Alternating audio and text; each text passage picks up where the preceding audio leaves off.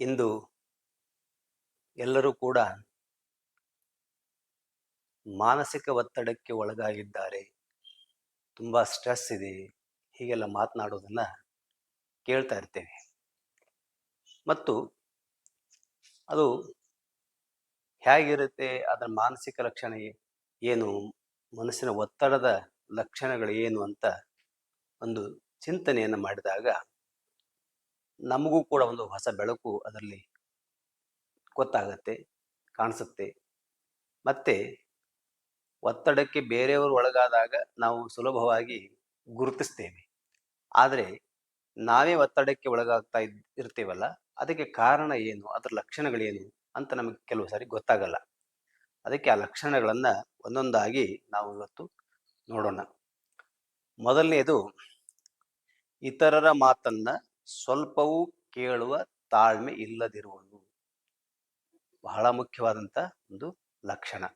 ಇವತ್ತಿನ ಸಾಮಾನ್ಯ ಹುಡುಗನಿಂದ ಹಿಡ್ಕೊಂಡು ಎಂತೆಂಥವ್ರಿಗೂ ಕೂಡ ಮತ್ತು ಈ ಭಾವನೆ ಇದೆ ಇವತ್ತು. ಏನಂತಂದ್ರೆ, ಇತರರ ಮಾತನ್ನ ಕೇಳಿಸಿಕೊಳ್ಳುವ ಅವಧಾನವೇ ಅವರಲ್ಲಿ ತಾಳ್ಮೆ ಇಲ್ಲ. ಅದು ಒತ್ತಡದ ಲಕ್ಷಣ. ಅದು ನಾವೇನು ತಿಳ್ಕೊಂಡಿದ್ದೀವಿ, ನಾವೇನು ಭಾಳ ಬ್ಯುಸಿ ಇದ್ದೀವಿ, ನಾವೇನು ಭಾಳ ದೊಡ್ಡವರು, ನಾನು ಭಾಳ ತಿಳಿದವನು, ಅದಕ್ಕೆ ನಾನು ಅವ್ರ ಮಾತನ್ನು ಯಾಕೆ ಕೇಳಬೇಕು ಅಂತ ನಾವು ಅಂದ್ಕೊಂಡಿದ್ದೀವಿ. ಆದರೆ ಅದು ಮಾನಸಿಕ ಒತ್ತಡದ ಲಕ್ಷಣ. ಎರಡನೆಯದು, ಅತಿಯಾದ ಪ್ರತಿಕ್ರಿಯೆ ಮತ್ತು ಸ್ವಂತ ಕಾರ್ಯಗಳನ್ನು ಮಾಡಲು ಅಸಮರ್ಥರಾಗುವುದು. ಕೆಲವರು ಸ್ವಭಾವ ಇರ್ತದೆ, ಪ್ರತಿಯೊಂದಕ್ಕೂ ಯಾವುದಕ್ಕೂ ಕೂಡ ಪ್ರತಿಕ್ರಿಯೆ ಕೊಡ್ತಾ ಇರೋದು. ಅತಿಯಾದ ಪ್ರತಿಕ್ರಿಯೆ ಅವಶ್ಯಕತೆ ಇರುವುದಿಲ್ಲ, ಆದರೆ ಇವರು ಪ್ರತಿಕ್ರಿಯೆಯನ್ನು ಅತಿಯಾಗಿ ಕೊಡೋದು. ಅಂದರೆ ಯಾವುದೇ ಕಾರ್ಯಕ್ಕೆ, ಯಾವುದೇ ಘಟನೆಗೆ ಸಂಬಂಧಪಟ್ಟಂತೆ. ಮೂರನೆಯದು, ಅಸಹನೆ ಮತ್ತು ಕೋಪವನ್ನು ವಿಪರೀತವಾಗಿ ಎಲ್ಲರ ಮುಂದೆ ತೋರಿಸುವುದು. ಯಾವ್ದಾದ್ರು ಒಂದು ವಿಷಯದಲ್ಲಿ ನಮಗೆ ಅಸಹನೆ ಆಯಿತು, ನಮಗೆ ಸರಿ ಅನಿಸಲಿಲ್ಲ ಅಂತಂದ್ರೆ ಅದನ್ನ ಎಲ್ಲರ ಮುಂದೆ ತೋರಿಸೋದು. ನಾಲ್ಕನೆಯದು, ಅನಗತ್ಯವಾದ, ಅಸಂಬದ್ಧ ಮತ್ತು ವಿಪರೀತ ಕಾಳಜಿ. ಇವತ್ತು ಕೆಲವು ಜನರಲ್ಲಿ ಒತ್ತಡಕ್ಕೆ ಅವರನ್ನು ಗಮನಿಸಿದಾಗ ಗೊತ್ತಾಗತ್ತೆ. ಏನಂದ್ರೆ, ಅನಗತ್ಯವಾದದ್ದು ಮತ್ತು ಅಸಂಬದ್ಧ, ವಿಪರೀತ ಕಾಳಜಿ ತೆಗೆದುಕೊಳ್ಳೋ ಹಾಗೆ ಮಾಡುವಂಥದ್ದು ಕೆಲವರು ಸ್ವಭಾವ ಆಗಿರ್ತದೆ. ಇದು ಕೌಟುಂಬಿಕ ವ್ಯವಹಾರಗಳಲ್ಲಂತೂ ನಿಮಗೆಲ್ಲ ಅದು ಗೊತ್ತಾಗ್ತಾ ಇರ್ತದೆ. ಅದನ್ನ ನೀವು ಗಮನಿಸಬೇಕು. ಇದು ಮಾನಸಿಕ ಒತ್ತಡದ ಲಕ್ಷಣ ಅಂತ ತಿಳ್ಕೋಬೇಕು. ಅದರಿಂದ ಪಾರಾಗುವುದಕ್ಕಾಗಿ ಏನ್ ಮಾಡಬೇಕು ಅಂತ ಚಿಂತನೆಯನ್ನು ಮಾಡಬೇಕು. ಐದನೆಯದು, ಅವಸರ ಮತ್ತು ವೇಗದಿಂದ ಮಾತನಾಡುವುದು. ಅವಸರ ಮತ್ತು ವೇಗದಿಂದ ಮಾತನಾಡುವುದು ಕೂಡ ಮಾನಸಿಕ ಒತ್ತಡದ ಲಕ್ಷಣ. ಆರನೆಯದು, ಮಾನಸಿಕ ಅಸ್ತವ್ಯಸ್ತತೆ, ಅವಸರದಿಂದ ಅನೇಕ ಕೆಲಸಗಳನ್ನ ಸಾಮರಸ್ಯವಿಲ್ಲದೆ ಒಂದೇ ಸಲ ಮಾಡಲು ಪ್ರಯತ್ನಿಸುವುದು ಅಥವಾ ಹಲವಾರು ಚಟುವಟಿಕೆಗಳಿಂದ ಮನಸ್ಸನ್ನ ಗೊಂದಲಗೊಳಿಸಿಕೊಳ್ಳುವುದು. ಅದೆಲ್ಲ ತಮಗೆ ತಾವೇ ಮಾಡ್ಕೊತಿರ್ತಾರೆ. ಹೀಗೆ ಎಲ್ಲ ಯಾವ ಕೆಲಸಗಳಲ್ಲೂ ಒಂದು ಹೊಂದಾಣಿಕೆ ಅಂತಿರಲ್ಲ. ಸಾಮರಸ್ಯ ಅಂದ್ರೆ ಹೊಂದಾಣಿಕೆ ಇರಲ್ಲ. ಮತ್ತು ಹಲವಾರು ಚಟುವಟಿಕೆಗಳನ್ನ ಹಾಕೊಳ್ಳೋದು, ಯಾವುದನ್ನು ಸರಿಯಾಗಿ ಮಾಡದೇ ಇರುವಂಥದ್ದು, ತಮಗೆ ತಾವೇ ಗೊಂದಲವನ್ನು ಸೃಷ್ಟಿ ಮಾಡಿಕೊಳ್ಳುವಂಥದ್ದು. ಏಳನೆಯದು, ದೀರ್ಘ ನಿದ್ದೆ ಮಾಡಲಾಗದ ಸ್ಥಿತಿ ಮತ್ತು ಅನೇಕ ಬಾರಿ ನಿದ್ದೆ ಭಂಗವಾಗುವಂಥದ್ದು. ಎಚ್ಚರವಾಗ್ತಾ ಇತ್ತಂದ್ರೆ, ನಿದ್ದೆ ಸರಿಯಾಗಿ ಬರ್ತಾ ಇರಂದ್ರೆ ಅದು ಕೂಡ ಮಾನಸಿಕ ಒತ್ತಡದ ಲಕ್ಷಣ. ಎಂಟನೆಯದು, ಇನ್ನೊಬ್ಬರೊಡನೆ ಮಾತನಾಡುವಾಗ ಆಗಾಗ ತನ್ನದೇ ಆಲೋಚನೆ ಮತ್ತು ಚಿಂತೆಯಲ್ಲಿ ಮುಳುಗುವುದು. ಎದುರು ಕೂತ ವ್ಯಕ್ತಿ ಏನೋ ಮಾತಾಡ್ತಿರ್ತಾನೆ, ನಾವು ಅವನ ಮಾತನ್ನು ಕೇಳಿಸ್ಕೊಳ್ಳುವ ಹಾಗೆ ಅವನ ಕಡೆ ನೋಡ್ತಾ ಇರ್ತೇವೆ, ಕೇಳಿಸ್ಕೊಳ್ಳುವ ಹಾಗೆ ಇರುತ್ತೆ. ಆದರೆ ನಾವೇ ಮತ್ತೆ ಬೇರೆ ಯೋಚನೆಯನ್ನ ಮಾಡ್ತಾ ಇರ್ತೀವಿ. ಇದನ್ನು ಬಹಳಷ್ಟು ಜನರಲ್ಲಿ ನಾವು ಕಾಣ್ತೇವೆ.